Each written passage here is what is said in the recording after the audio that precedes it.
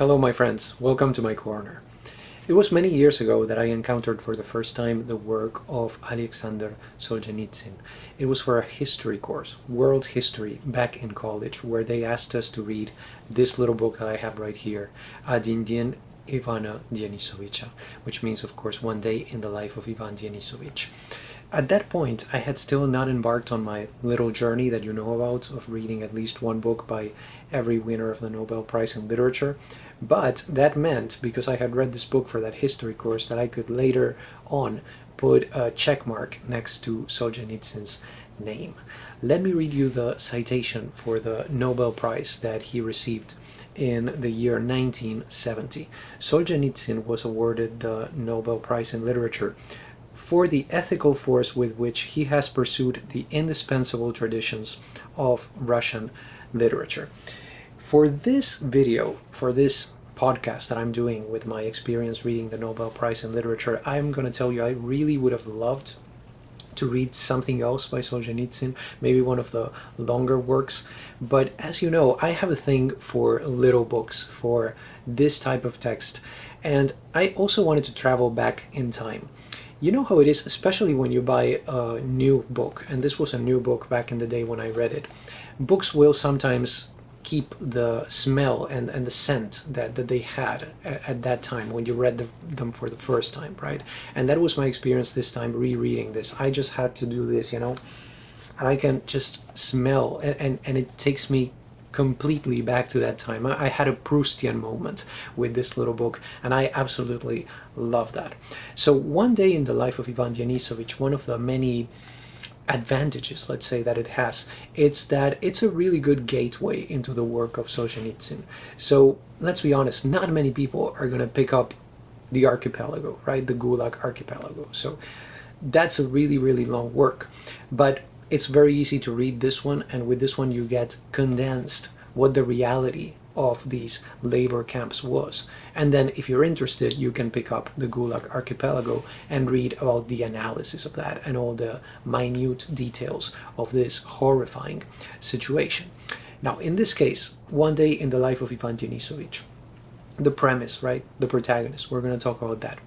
The title is really self-evident, okay? The book delivers what it promises. This is one day from morning to night in the life of somebody who is in a Soviet labor camp.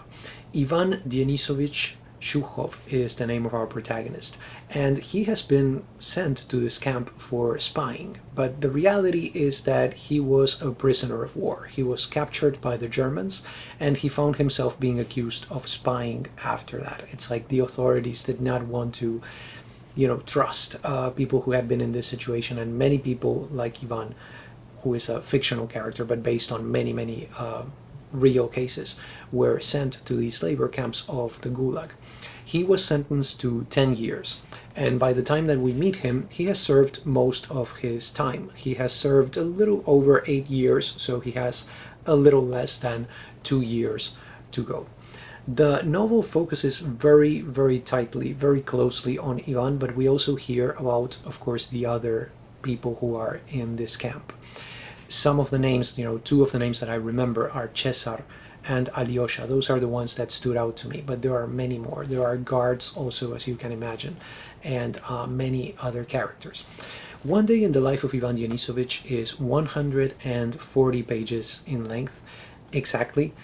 It is usually described as a novel. As a matter of fact, I just did describe it as a novel. I called it a novel, but this is not really a novel. It's of course a novella. This idea, a day in the life, is just perfect for the novella as a genre. There are in fact many novellas that do that. They'll give you a day in the life. One of the reasons for that is that the novella as a genre tends not to focus so much on plot. So when you say, okay, here we have one day in the life, that's one way that you can give some unity to something that is not really driven by a plot or a story in the traditional sense of the term. Now, that doesn't mean that you cannot write a full-length novel based on one day in the life. You can ask James Joyce, you know what I'm saying, right? But it's perfect for the novella. And what the novella presents, instead of a plot, most of the time, is one situation that is re-examined. So you have a situation that is presented and then re-examined from different perspectives, from different angles. And in this case, the situation is of course obvious. We are talking about life in a labor camp of the Gulag. In order to re-examine that situation, what most novellas do is to work with one or more motifs. Most of the time it's going to be one, maybe you can have two, maybe three at the most. In the case of this novella by Solzhenitsyn, what you have is two themes primarily that I could find: cold and hunger. So if you want to look at the novella, the genre of the novella as a kind of a musical piece, in this case the two motifs that are going to recur are those: cold and hunger. Let's look a little bit at the content of this book. The story takes place exactly in the year 1951. It has a documentary quality to it, so it's really going to be very vivid in the descriptions. And just so you know, there are 400 men in this labor camp that we hear about. It begins with Ivan getting up at 5 in the morning because he really wants to make the most of that time before work begins. He feels that that is time that belongs to him. So that's what he does. But on this particular day, there's an added difficulty to things because he is feeling ill. So you can expect that everything that he usually does, all the heavy labor that these prisoners have to do, it's probably going to require a lot more effort than it usually does due to these unexpected circumstances. Now, in this novella, there is great attention to detail. As I was saying before, it's very vivid, but I mean to the kind of detail that speaks volumes. In a few minutes, I'm going to share with you a few quotes, and there you will be able to see what I mean with this, because I chose one quote in particular that gives you an example of this idea, the details that speak volumes. I mentioned the cold and hunger, but I also wanted to add something else, which is the small pleasures. For example, in the case of Ivan, he tells us about the pleasure of smoking the butt of a cigarette. Okay, I don't smoke, so that's kind of lost on me. But I was thinking of an example, from my life when I read that. A few years ago, I was told you cannot drink coffee. Okay, so forget about coffee. It wasn't that drastic, but that's the way that they told me. After that I found out that what I had was not that serious and that I could have enjoyed coffee every now and then. But at the moment they said, okay, no coffee. So I was like, okay, I have to forget about coffee. And human nature being what it is, and Jorge not being perfect, I had a spoonful of coffee very, very sporadically. But I can tell you that spoonful of coffee was just an explosion of taste and pleasure, because I was depriving myself of that. So I could totally relate on a very different level. Of course, I'm not comparing myself to the character here or anything like that. But what I'm saying is that idea, the idea of there's something that you all of a sudden get the chance to enjoy, and it's something that you haven't enjoyed in a very long time. So that's one thing that also stood out to me, besides, the cold and the hunger. And there are several, key moments throughout this day in Ivan's life. But special attention you're going to see is paid to the meals, which are, of course, quite frugal, right? But I think it's not difficult to imagine how, in the situation that is being described, that moment when you finally get the chance to eat something, as little as it might be, or when you finally get some respite from the cold, it's not difficult to imagine how your entire day and basically your entire life would come to revolve around something like that. There is also a moment that stood out to me when a prisoner is missing. Okay, this happens towards the end of the day. Another moment that I thought was important was when at one point Ivan is about to be searched. Okay, and he just so happens to have something on him that he does not want the authorities to find. So at that moment you can feel the anxiety. I am about to be searched and I have this thing with me, you can feel his fear. It's conveyed very, very effectively.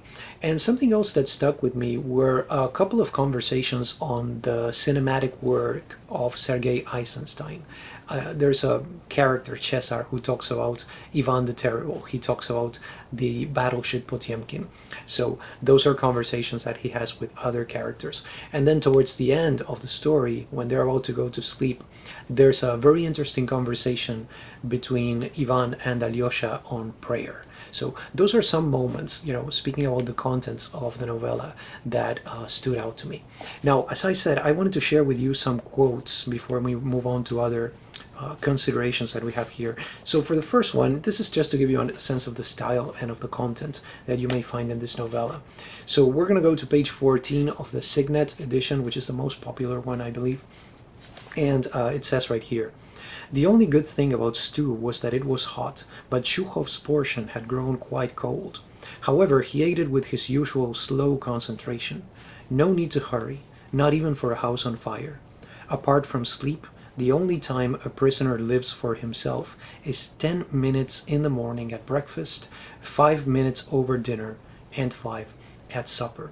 So you can see the idea of the meal as a kind of freedom, right? A taste of freedom. That is time that belongs to the prisoners. On the same page, a little bit below that, I have this. "He ate everything, the gills, the tail, the eyes when they were still in their sockets, but not when they'd been boiled out and floated in the bowl separately. Big fish eyes. Not then. The others laughed at him for that." That is the one that I was telling you about before, with the details that speak volumes. This idea, he was okay with eating the eyes of the fish if they were still attached to the fish, but not if they had become separated from the fish. Now you can ask Jorge, so what does that mean? I honestly have no idea, but it's not about the meaning. It's about, when you read that, the feeling that it conveys to me in this case. So that's what I meant by that kind of detail that you can find throughout this novella. The next one that I have is on page 49. And this one is more about the way that the camp works. Let me tell you, or let me share with you what it is that I mean by that. So page 49. "More depended on the work report than on the work itself. A clever squad leader was one who concentrated on the work report. That was what kept the men fed. He had to prove that work which hadn't been done had been done, to turn jobs that were rated low into ones that were rated high. But who benefited then from all those work reports? Let's be very clear about it. The camp. The camp got thousands of extra rubles from the building organization, and so could give higher bonuses to its guard lieutenants, such as to Volkovoy for using his whip. And you? You got an extra 6 ounces of bread for your supper. A couple of ounces ruled your life." Does that sound familiar? There are many things in life that work that way, aren't there? We're just going to leave it at that. And then the last one that I have, this is on how Shukhov, Ivan, ended up in the camp in the first place. This is on page 55. "According to his dossier, Ivan Denisovich Shukhov had been sentenced for high treason. He had testified to it himself. Yes, he'd surrendered to the Germans with the intention of betraying his country, and he'd returned from captivity to carry out a mission for German intelligence. What sort of mission? Neither Shukhov nor the interrogator could say, so it had been left at that. A mission. Shukhov had figured it all out. If he didn't sign, he'd be shot. If he signed, he'd still get a chance to live. So he signed." That's, the way that he ended up in the camp that I was also telling you about before. So those are some quotes. Now, I wanted to kind of remind you, or, to tell you about another video where I have mentioned this novella before. And that's the video that I did on Dostoevsky's The House of the Dead. One Day in the Life of Ivan Denisovich has been compared to this book by Dostoevsky for many, many reasons, but of course, mostly due to its subject matter.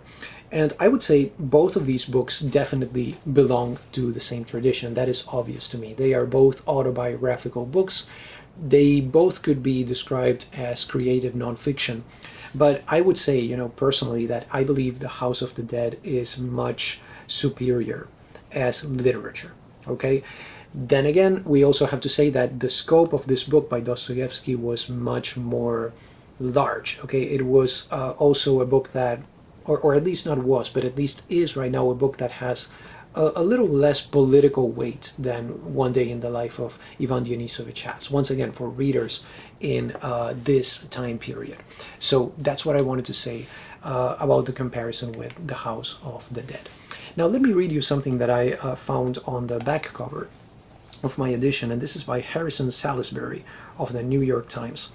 And it says here, Aleksandr Solzhenitsyn is a literary genius whose talent matches that of Dostoevsky, Turgenev, Tolstoy, Gorky. Question, is that true? Okay. Honestly, I have not read enough by Solzhenitsyn so as to, pass judgment on this kind of thing, but I can tell you from what I have read by critics that many critics disagree with this kind of statement and assessment. We are here, as you know, in that very difficult terrain where politics and literature kind of mix. They are tightly connected. They coexist. So many people I have read consider the value of Solzhenitsyn's work to be more ethical than aesthetic, to be more, political than literary. And that is something that I just wanted to mention. And of course, I'm going to leave it up to you to decide, especially if you have read more by Solzhenitsyn than I have, which is not difficult because I have only read this one book that I am telling you about. What I'm going to say is that I personally found very difficult for me to read this book, One Day in the Life of Ivan Denisovich, as literature, as a work of fiction. I mean, purely as a novella. Okay, because the purpose of the book is very clearly to expose and to denounce. So besides all that, right, I wanted to share kind of like the controversy, if you will, to give it a name, that we can find with this book and with this author. But I also wanted to read, as a kind of final statement on this topic, you can decide whether you agree or not, the words by John Bailey. And you can find this in the introduction to One Day in the Life of Ivan Denisovich in the hardcover Everyman's Library edition, which I don't have on me because the one that I have is this one that I have shown you. But this is what Bailey says. He says, ordinary reportage about the real nature of the camp system would have had some effect on the reading public, of course, but the shock achieved by Solzhenitsyn was a literary shock as well as a social one. Literature had, as it were, abruptly come to terms with the unique horrors of this form of slave economy, and showed that it could master what it really signified, presenting graphically the kind of world on which the Soviet political philosophy ultimately rested. I think graphically is a key word right here. This is a very graphic account. It's an account that pays close attention to detail. It's like the equivalent of a documentary. Speaking of documentaries and visual things, there is a film adaptation of One Day in the Life of Ivan Denisovich. It was released in the year 1970, which is the year that Solzhenitsyn won the Nobel Prize in Literature. And the film is a co-production. The countries involved are the US, the UK, and Norway. And as a matter of fact, the film was shot in Norway. I don't really have much to say about the film, other than it is just a perfect adaptation of the novella. Okay, it basically is the text in cinematic language. It was directed by Kaspar Vrede, and the cinematography is by a famous director of photography, and that is Sven Nykvist. You know him from, of course, his work with Ingmar Bergman, and also maybe from his work with Woody Allen. He was also a filmmaker, a director himself. And Ivan is played by Tom Courtenay. So you can see there all of the talent involved in this film. There are lots of close-ups of faces. There are very effective shots of the prisoners marching in the snow. You also have some eerie music, some eerie sound effects throughout. So it's a very effective adaptation. It is very well done. Everything is there down to the details, including the fish eye. Okay, so you're going to find it there. It's one of those cases in which if somebody says, I did not like this film, they would probably not like the novella either, because it's basically the equivalent of the written text.